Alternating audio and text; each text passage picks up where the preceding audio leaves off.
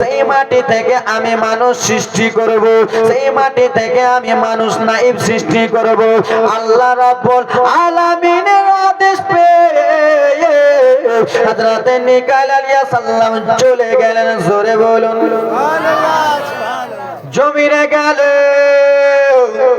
আর জমিনে যে ব্রাদার মুসলমান যেমনই মাটিতে হাত দিতে যাবে, দরদি যেমনই মাটিতে হাত দিতে যাবে, মাটি সেই সময় বলতে লাগলো, বলো গো তুমি কিসের জন্য এসেছো?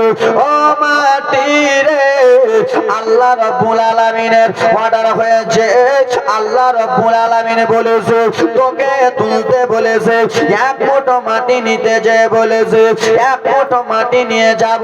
আর মাটি থেকে মানুষ সৃষ্টি করা হবে, নাইব সৃষ্টি করা হবে। মাটি সেই সময় বাবা হাওমাও হাওমাও করে কেন্দে কেন্দে বলেছিলেন, না না মিকাইল, দয়া করে কাগতি মিনতি করে আমাকে তুমি নিয়ে যেও না। কেন রে মাটি? বলে মিকাইল গো, এই মাটি থেকে যখন মানুষ সৃষ্টি করা হবে, মাটি থেকে নাইব সৃষ্টি করা হবে, তখন ভাই ভাইকে চিনবে না, বাপ বেটাকে চিনবে না, মা ছেলেকে চিনবে না। আল্লাহর জমিনে আমার উপরে সবাই মারামারি করবে।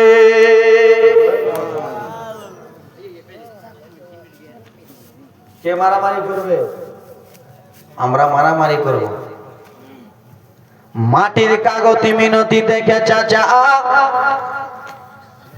সাগরে চলে গেলেন। আব্বা আল্লাহ রাব্বুল আলামিন বলে, মিকাইল বলে, বলে তুমি কি মাটি আনতে পেরেছো? বলে আল্লাহ গো, আমি যখন মাটিতে হাতটা দিতে যাই, আল্লাহ আমি যখন মাটিটা তুলতে যাই,